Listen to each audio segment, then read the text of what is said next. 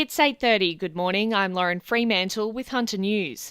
If you're one of the thousands of motorists who commute home via Lookout Road, New Lambton, you should know there's roadworks beginning around the John Hunter Hospital tomorrow night. Crews will work from 6:30 at night till 5:30 each morning for the next 6 weeks, widening and resurfacing the road to improve traffic flow around the hospital. General visitor and staff parking is set to remain unaffected, but entrances and exits could change throughout the project. Traffic control officers will be working around the clock to maintain order. A Windale man has been charged with the Commonwealth offence of stealing mail after allegedly taking documents from 20 letterboxes around Charlestown. Police made the arrest in South Street yesterday afternoon following investigations about 3 break-and-enters at 2 commercial premises and a tavern also in Charlestown. The 33-year-old's been charged with multiple offences regarding both crimes and will face Toronto local court today. Port Stephens councillor John Nell says a land lease could be the solution advocates of the Fingal Bay Link Road have been looking for.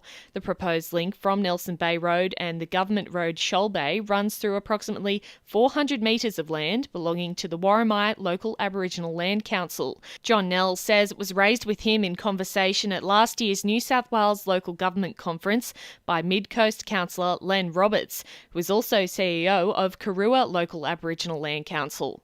Just talking to people, really talking to Len Roberts from the Karua Land Council at the meeting. He suggested there's a possibility and it's being pursued, but whether it's possible or not, I guess it depends on the legal eagles to find out whether we can sign off on it and get approval. Meanwhile, a former deputy chair of the Awabakal Local Aboriginal Land Council has been reprimanded by the commissioner of an ICAC inquiry for allegedly trying to obstruct the tribunal. Fairfax reports Richard Green has admitted to giving false evidence to ICAC and disobeying an order not to talk about the inquiry with other potential witnesses. It comes as part of the Operation Skyline corruption hearing into a scheme involving land sales proposed between 2014 and 2016 in the Hunter. Much-needed upgrades have been carried out at Gateshead's Hunter Sports High just in time for classes to start back next week. A new T-block at the school includes an outdoor amphitheatre, science labs, industrial art rooms, wood and metal workstations and commercial kitchens. The block forms part of a 3-building project costing $45 million. The city's bridal shops and boutiques have not proven immune to light rail disruptions, and Newcastle Now is getting on board with a project aimed to shine a spotlight on local designs. A large-scale spring runway event has been announced for Newcastle Museum in November, alongside a special edition of Hunter-based magazine Façon. Editor Lara Lupish says they're hoping to remind shoppers of the wonderful products on offer locally. We're approaching all the fashion retailers in those areas. We'll also be featuring a beauty section, so we'll have some really great handy beauty tips and how-tos and great hairstyles, and then obviously directory in the back of the mini magazine that will again guide visitors and locals, the beauty retailers in the Newcastle Now precincts as well.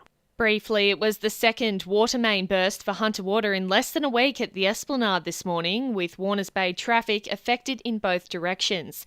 And Hunter fans of Olympic sprinter Usain Bolt may get closer than ever to the star, with reports he's considering joining the Central Coast Mariners for an A-League trial.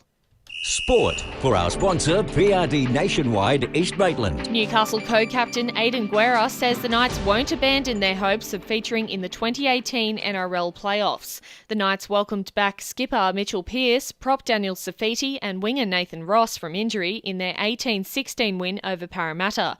Guerra says Safiti in particular was a standout in the win and will prove influential if the Knights are to make the top 8. As soon as he came on the field, it just sort of opened up because of the way that he runs the ball, and obviously his aggression in defence also helps as well. Meanwhile, Knights coach Nathan Brown has indicated he'll err on the side of caution in deciding whether Kalen Ponga is fit to return from a hamstring injury.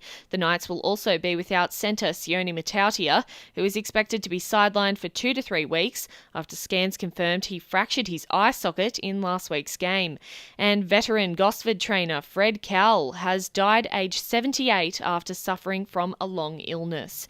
And the winning numbers in Monday Lotto are 14, 37, 16, 40, 35 and 42, and the supplementaries are 15 and 3. 2NURFM News Time 26 to 9.